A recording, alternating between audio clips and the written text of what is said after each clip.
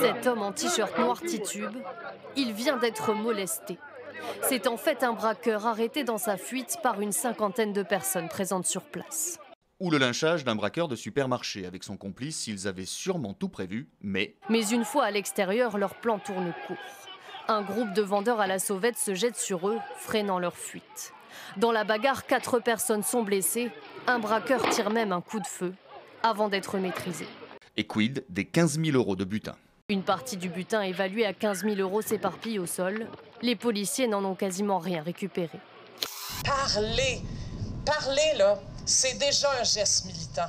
Parlez, mais surtout entendez-nous, disent en substance ces manifestants. Ils étaient plus de 1500 dans les rues de Montréal. Ils réclament que l'environnement occupe une place plus importante dans la campagne électorale. C'est l'enjeu de notre siècle. C'est pour nous, c'est pour nos enfants. C'est complètement absent des débats et je trouve ça bien que ce soit une démarche citoyenne. Dans moins de 2 semaines, on vote au Québec pour des élections générales. Leur but est clair, que tous les partis prennent des engagements fermes pour réduire les émissions de gaz à effet de serre.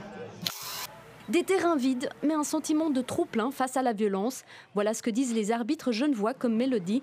J'ai un joueur qui est venu depuis l'autre bout du terrain par derrière. Il m'a poussé fortement dans le dos. Les arbitres sortent le carton rouge comme promis. Ils font grève. Trop de violence à Genève sur les terrains de foot, même chez les tout-petits. J'ai déjà assisté à ça, un tournoi pour enfants. On a vu même une batte de baseball qui est sortie. La police a dû intervenir.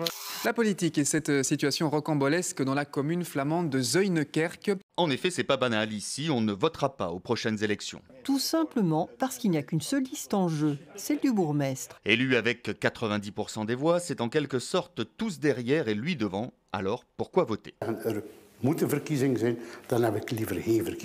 Et c'est tout à fait légal. En Flandre et à Bruxelles, pas besoin d'aller voter lorsqu'une seule liste se présente. En Wallonie, ce scénario serait impossible, car le bourgmestre doit être désigné au vote de préférence.